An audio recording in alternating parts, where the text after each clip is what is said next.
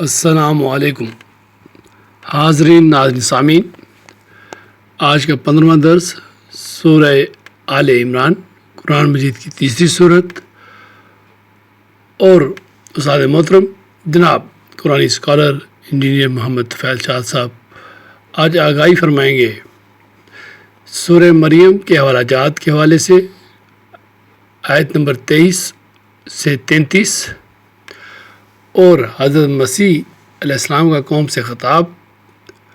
حضرت مسیح اللہ کے بیٹے نہیں تھے، بلکہ حضرت یعقوب علیہ السلام کے پوتے اور اپنے باپ کے بیٹے تھے۔ تو میں گزارش کروں گا استاد محترم سے کہ اس کے اوپر قرآن سے روشنی فرمائیں۔ جناب استاد محترم، پلیز سر۔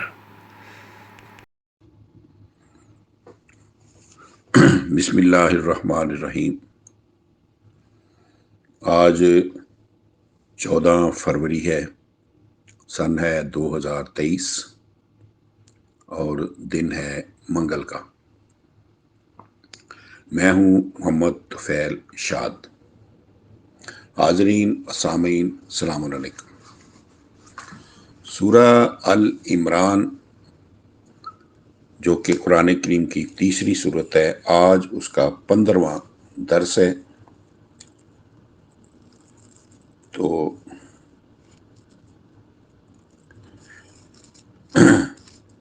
سامعین کرام، اس درس میں سورہ مریم کے حوالہ جات پیش کیے جائیں گے جو کہ اس موضوع کے متعلقہ ہیں۔ سورہ مریم 19/23 سے لے کے 19/33 تک ہم کوشش کریں گے کہ ان آیات کی وضاحت کی جائے۔ اس میں جو موضوع آئیں گے وہ آئے گا حضرت مسیح کا قوم سے خطاب۔ دوسرا موضوع آئے گا کہ حضرت مسیح اللہ کے بیٹے نہیں تھے، بلکہ حضرت یعقوب کے پوتے اور اپنے باپ کے بیٹے تھے۔ تو ہم آتے ہیں سورہ مریم کی آیت نمبر 23 میں۔ بسم اللہ الرحمن الرحیم۔ فَأَجَاءَهَا الْمَخَاضُ إِلَى جِذْعِ النَّخْلَةِ قالت یا لیتنی مت قبل ھذا وکنت نسیا منسیا۔ 19/23۔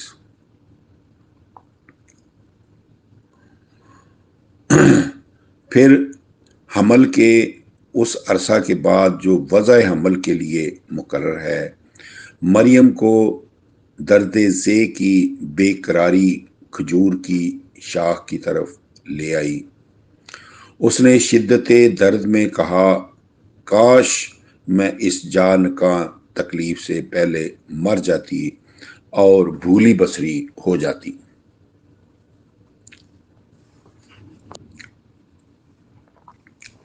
سامعین کرام، آگے بڑھنے سے پہلے یہاں یہ امر غور طلب ہے کہ اگر بقول کسی حضرت مریم کا حاملہ ہونا قانون مشیت کا محتاج نہیں تھا، تو وضع حمل کیوں قانون مشیت کا محتاج ہوا؟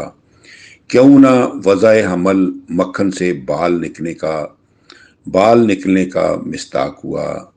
لیکن حقیقت یہ ہے کہ جس طرح حضرت مسیح کا وضع حمل اللہ تعالیٰ کے قانون جاریہ کے مطابق ہوا، اسی طرح قرار حمل بھی قانون مشیت کے عین مطابق ہی ہوا تھا۔ حضرت مریم چونکہ پلوٹھی حاملہ تھی، اس لیے قانون جاریہ کے مطابق پہلا وضع حمل پوری شدت درد ہی کے ساتھ ہو رہا تھا۔ چنانچہ جب آپ کی بے قراری کی خبر آپ کے کفیل حضرت زکریا کو ہوئی تو آپ نے شفقت بزرگانہ کے مطابق بالا خانہ کے نیچے سے تسکین و تسلی اور ضروری ہدایات کے الفاظ میں کہلا بھیجا۔ فناداها من تحتها اللہ تحزنی قد جعل ربک تحتک سریا، 19/24۔ پھر مریم کے اظہار اضطراب پر آپ کے کفیل زکریا نے نیچے سے کہلا بھیجا کہ غم نہ کر، اللہ تحزنی، غم نہ کر، تو جانتی ہے کہ تیری رہائش گاہ کے نیچے تیرے پروردگار نے چشمہ جاری کر رکھا ہے،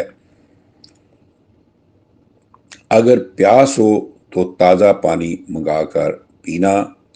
وَهُزِّي إِلَيْكِ بِجِذْعِ النَّخْلَةِ تُسَاقِطْ عَلَيْكِ رُطَبًا جَنِيًّا، 19/25۔ اور کھجور کا درخت تیرے گھر میں ہے، اور تو کھجور کی شاخ کو اپنی طرف ہلاتی ہے تو وہ تجھ پر تازہ کھجوریں گراتی ہے۔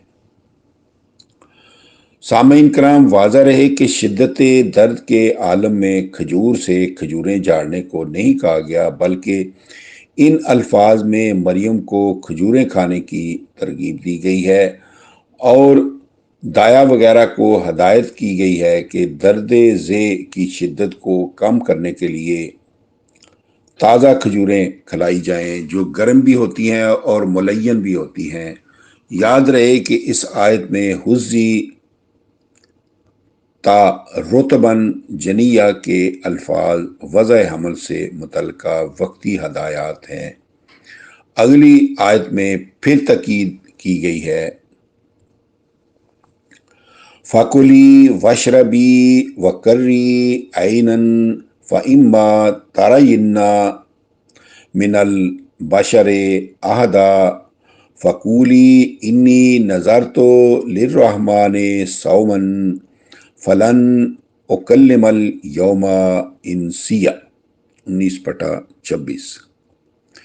پھر وضع حمل کے بعد بھی تو تازہ کھجوریں کھانا اور چشمہ کا تازہ پانی پینا اور بیٹے کو دیکھ کر اپنی آنکھیں ٹھنڈی کرنا، لیکن زچگی کے ایام میں زیادہ تر باتیں نہ کرنا۔ جب تو کسی کو آتا دیکھے تو اشارہ سے کہہ دینا، میں نے رحمان کے ہاں منت مانی ہے کہ آج کسی سے کلام نہ کروں گی، تاکہ زیادہ باتوں کے ساتھ تیری صحت پر برا اثر نہ پڑے۔ آیت بالا میں زچگی کی حالت سے متعلقہ ہدایات دی گئی ہیں جن سے کسی بھی صاحب عقل و دانش کو انکار نہیں، اگرچہ کفیل و نگران کی طرف سے وضع حمل سے بہت پہلے بھی حاملہ کو مذکورہ ہدایات دی جا چکی ہوتی ہیں، لیکن زچہ کے لیے بر وقت یاد دہانی بھی ضروری ہوتی ہے۔ اب آتا ہے حضرت مسیح کا قوم سے خطاب۔ واضح رہے کہ حضرت مسیح قانون مشیت کے مطابق ہی پیدا ہوئے، ماں کا دودھ پیا، بڑے اور جوان ہو گئے، اللہ تعالیٰ کی پیشین گوئی کے مطابق نبی ہوئے، کتاب ملی، معاشرہ کی برائیوں اور بڑے عقیدوں کے خلاف تبلیغ شروع کی، ماں اپنے بیٹے کو سواری پر سوار کر کے قوم کے پاس لائیں، قوم جن عقائد و اعمال کو صحیح خیال کرتی چلی آ رہی تھی، حضرت مسیح نے انہیں غلط قرار دے دیا۔ اس پر قوم نے مریم کو کہا کہ تو یہ بیٹا ایک عجیب چیز لائی ہے جس نے جملہ نظریات کو باطل قرار دے دیا ہے۔ فَآتَتْ بِهِ قَوْمَهَا تَحْمِلُهُ قَالُوا يَا مَرْيَمُ لَقَدْ جِئْتِ شَيْئًا فَرِيًّا۔ پھر جب مسیح نبی ہوئے تو مریم انہیں اپنی قوم کے غلط عقائد کی تردید کی تبلیغ کے لیے سوار کر کے قوم کے پاس لائیں، تو انہوں نے مسیح سے جب اپنے عقائد کی تردید سنی تو کہا، اے مریم، تو یہ بیٹا عجیب چیز لائی ہے جو ہمارے عقائد کی جملہ عمارتوں کو یکسر منہدم کر رہا ہے۔ یا اخت ہارون ما کانا ابو کمرا آ سوئم و ما کانت امو کے بگیا 19/28۔ انہوں نے کہا اے ہارون کی بہن، نہ تیرا باپ برا آدمی تھا نہ تیری ماں مروجہ عقائد کی باغی تھی، وہ دونوں باغی اور مخالف نہیں تھے۔ تو نے بیٹے کو ایسی تعلیم دے کر معاشرہ کی بغاوت کیوں کی ہے؟ سامعین کرام، اس میں ایک لفظ ہے تحملہ کا یہ معنی غلط ہے کہ مریم شیر خوار مسیح کو گود میں اٹھا کر لے گئیں۔ صحیح معنی یہ ہے کہ جب حضرت مسیح صاحب نبوت ہوئے تو انہیں تبلیغ کے لیے سوار کر کے قوم کے پاس لائیں۔ تحملہ کے مادہ ہے میم حمل کا معنی سوار کرنا خود قرآن مجید میں موجود ہے۔ لتحملہم 9/92، تاکہ تو انہیں سوار کرے۔ یہاں یہ الفاظ محذوف ہے۔ اذ سمعوا کلامہ قالوا یا مریم، یہ چیز جو ہے یہ حذف ہے، لکھی نہیں گئی۔ یہ انڈرسٹوڈ بات ہے کہ جب انہوں نے مسیح کا کلام سنا تو کہا اے مریم۔ اہل روایات نے اس آیت کا یہ مفہوم لیا ہے کہ قوم نے کہا نہ تیرا باپ ہی برا آدمی تھا نہ ہی تیری ماں ہی بدکارہ عورت تھی، تو حرام کاری کر کے یہ نجائز بیٹا کہاں سے لے آئی ہے۔ آیت بالا کا یہ مفہوم مطلقاً غلط ہے، کیونکہ بغیہ کا معنی صرف بدکار نہیں بلکہ معاشرہ کے قانون کی باغی بھی ہے۔ یہ لفظ جنسی بغاوت کے علاوہ قانونی بغاوت کے لیے بھی آتا ہے۔ چنانچہ ملک کے قانون کی مخالفت کرنے والے کو باغی کہا جاتا ہے، حالانکہ قانون کے باغی کا بدکار ہونا ضروری نہیں۔ چنانچہ مریم رضی اللہ تعالی عنہا کو قوم نے اپنے معاشرہ کے قانون کا باغی قرار دیا تھا، زناکار نہیں کہا تھا، جیسے کہ مریم کے دلائے ہوئے حضرت مسیح کے جواب سے ظاہر ہے کہ قوم کا اعتراض معاشرہ کے راسخ عقائد و نظریات کی بغاوت ہے۔ اگلی آیت مجیدہ میں یہ بتایا گیا ہے کہ مریم نے قوم کے مذکورہ بالا اعتراض کا جواب خود نہ دیا بلکہ مسیح کی طرف اشارہ کر کے قوم سے کہا کہ اس سے جواب سنو۔ چنانچہ حضرت مسیح نے قوم کے اعتراض کے جواب میں اپنی نبوت اور عطائے کتاب کا اعلان کر کے یہ ثبوت پیش کیا کہ میں تمہارے عقائد و نظریات کی تردید از خود نہیں کر رہا بلکہ مجھے خلعت نبوت سے نوازا گیا ہے، مجھے کتاب دی گئی ہے، میں جو کچھ کہتا ہوں وہ اللہ تعالیٰ کی کتاب انجیل کی روح سے کہتا ہوں۔ اب اگر قوم کا اعتراض بقول روایات حضرت مسیح کی پیدائش کے متعلق ہوتا تو یہ کیا عجیب یہ کیا عجیب چیز لائی ہے، یعنی بے باپ کا بیٹا، ناجائز بیٹا، تو حضرت مسیح کو اس سوال کا یہ جواب دینا چاہیے تھا کہ میں اپنی ماں کے ہاں معجزانہ طور پر بلا باپ پیدا ہوا ہوں، میری ماں 100% پاک باز ہے، لیکن انہوں نے ماں کی بریت کا اعلان کرنے کی بجائے کیا جواب دیا؟ حضرت مریم نے حضرت مسیح کی طرف اشارہ کیا۔ فَأَشَارَتْ إِلَيْهِ قَالُوا كَيْفَ نُكَلِّمُ مَنْ كَانَ فِي الْمَهْدِ صَبِيًّا۔ قوم کے اعتراض کے جواب میں مریم نے مسیح کی طرف اشارہ کیا، اس سے پوچھو۔ انہوں نے کہا ہم بڑے بڑے عالم اس سے کیا کلام کریں جو ابھی کل کا بچہ ہے۔ سامعین کرام، اس میں لفظ آیا ہے فی المہد صبیہ کہ الفاظ محاورہ کے طور پر آئے ہیں، ان سے مراد گود کا بچہ نہیں، کیونکہ گود کے بچے کو نہ کتاب دی جاتی ہے اور نہ اس پر صلاۃ و زکوٰۃ فرض ہوتی ہے، لیکن مسیح سلام علیہ نے کہا، جواب دیا، کالا انی عبد اللہ آتانی الکتاب وجعلنی نبیا وجعلنی مبارکن اینما کنتو وَأَوْصَانِي بِالصَّلَاةِ وَالزَّكَاةِ مَا دُمْتُ حَيًّا۔ 19/30 اور 31۔ مسیح سلام اللہ نے فرمایا، بلا شبہ میں اللہ کا بندہ ہوں، اس نے مجھے کتاب دی ہے اور مجھے نبی بنایا ہے، اور میں جہاں کہیں بھی ہوں مجھے بابرکت ٹھہرایا ہے، یعنی میں ایک بابرکت قانون لے کر آیا ہوں، اور مجھے حکم دیا ہے کہ میں جب تک زندہ رہوں صلاۃ قائم کروں اور زکوٰۃ دیتا رہوں۔ سامعین کرام، غور کیا آپ نے، کیا اس جواب کے مطابق حضرت مسیح دودھ پیتے بچے تھے؟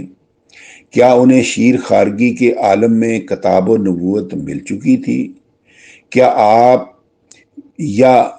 آپ نے شیر خارگی کے عالم میں معاذ اللہ جھوٹ بولا تھا کہ مجھے کتاب دی گئی ہے؟ حقیقت یہ ہے کہ نہ اس وقت حضرت مسیح دودھ پیتے بچے ہی تھے اور نہ آپ نے جھوٹ بولا تھا۔ آپ جوان ہو چکے تھے، آپ کو کتاب و نبوت مل چکی تھی، آپ پر صلاۃ و زکوٰۃ فرض ہو چکی تھی۔ اگلی آیت مجیدہ میں حضرت مسیح سلام اللہ نے فرمایا، وَبَرًّا بِوَالِدَاتِي وَلَمْ يَجْعَلْنِي جَبَّارًا شَقِيًّا۔ 19/32۔ اور میں اپنی ماں کے ساتھ نیک سلوک کرنے والا ہوں، مجھے اللہ نے سرکش اور بدنہاد نہیں ٹھہرایا۔ وَالسَّلَامُ عَلَىٰ یَوْمَ وُلِدتُّ وَیَوْمَ أَمُوتُ وَیَوْمَ أُبْعَثُ حَیًّا۔ 19/33۔ مجھ پر اس دن بھی سلام تھا جب میں پیدا ہوا، اس دن بھی سلام ہوگا جب میں مروں گا، اور اس دن بھی سلام ہوگا جب میں دوبارہ زندہ کر کے اٹھایا جاؤں گا۔ سامعین کرام، آیات بالا سے مزید ثابت ہوتا ہے کہ آپ اس جواب کے وقت دودھ پیتے گود کے بچے نہیں تھے، بلکہ ایسے جوان تھے کہ جب بیٹے پر ماں باپ کی خدمت کرنا فرض ہو جاتا ہے۔ یہ وہ وقت تھا جب آپ کے والد فوت ہو چکے تھے، صرف ماں زندہ تھی، ورنہ برم بوالداتی کی بجائے برم بوالدیہ آتا۔ عام مفسرین کو دھوکہ قوم کے بڑے بڑے علماء کے جواب سے لگتا ہے، جو انہوں نے کہا تھا، کیف نکلم من کان فی المہد صبیا، کہ ہم اتنے بڑے بڑے علماء اس سے کیا کلام کریں جو ابھی کل کا بچہ ہے۔ یہ بالکل اسی طرح کی اصطلاح ہے جیسے ہمارے معاشرے میں جب کسی بڑے بوڑھے کو کسی نوجوان کے مقابلے میں لایا جائے تو وہ کہتا ہے، اس کل کے بچے کے ساتھ بحث و تمیز کرنا میری توہین ہے، جس کے ابھی دودھ کے دانت بھی نہیں نکلے۔ حضرت مسیح اللہ کے بیٹے نہیں تھے، بلکہ حضرت یعقوب کے پوتے، اپنے باپ کے بیٹے تھے۔ بے باپ کا تو اہل عقل و دانش کے نزدیک سوال تک ہی پیدا نہیں ہوتا۔ آپ کے متعلق اصل جھگڑا آپ کو شریک الوہیت کرنے کا ہے۔